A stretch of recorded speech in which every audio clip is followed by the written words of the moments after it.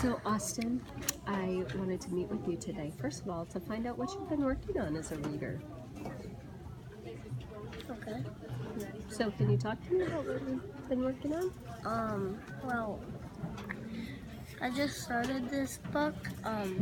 Last night I finished my book called Framed.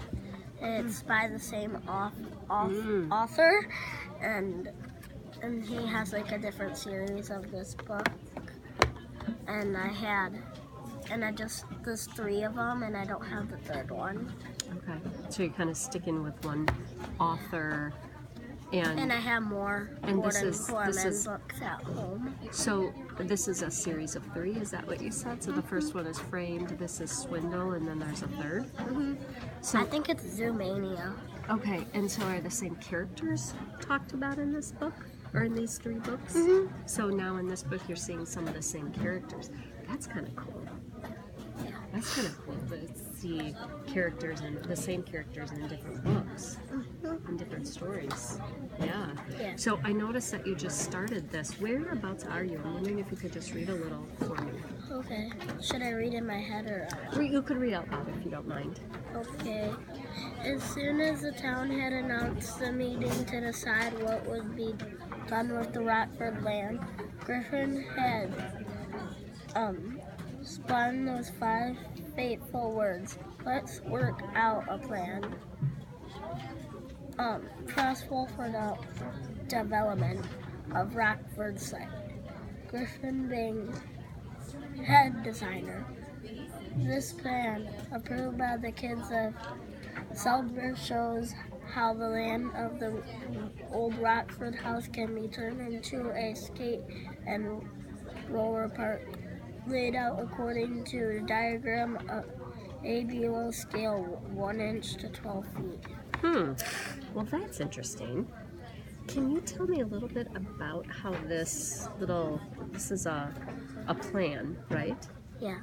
And I noticed it kind of looks different. Can you tell me how that plan sort of fits with what you know about the story so far? Well, there's a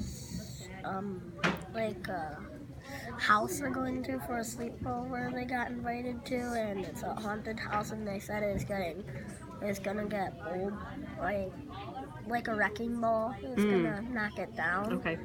And it's actually a haunted house when they stay overnight there, and he found a babe. He's gonna find some money, like gold, and I read it on the back of the book. Oh. And okay. So I'm like, this would go with it, because in the beginning of the book it talked about like the wrecking ball part, and it said he's gonna find gold, but he found a Babe Ruth baseball card, and there's this kid who cheated him out on it and got it from him, and he's gonna get some friends to help him and to get the card back, and some non-friends.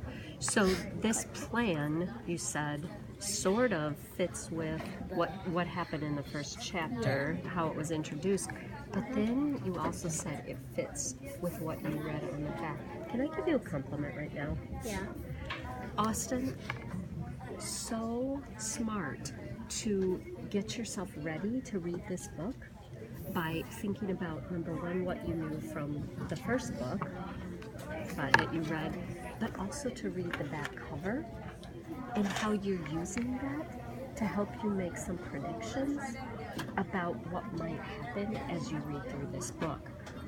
You did that by looking at this plan and saying, oh, that makes sense to me based on what I read back here. Yeah. What a wise thing to do, can I tell you? That is so important, because that's going to help you follow what's going on all the way through the book and help you stay focused and make those predictions and make them really meaningful. That's so important in every book you read, to get yourself ready, to help you follow the plot. Really, what's happening all the way through the book. Way to go. Good job on that. You can head back to your seat and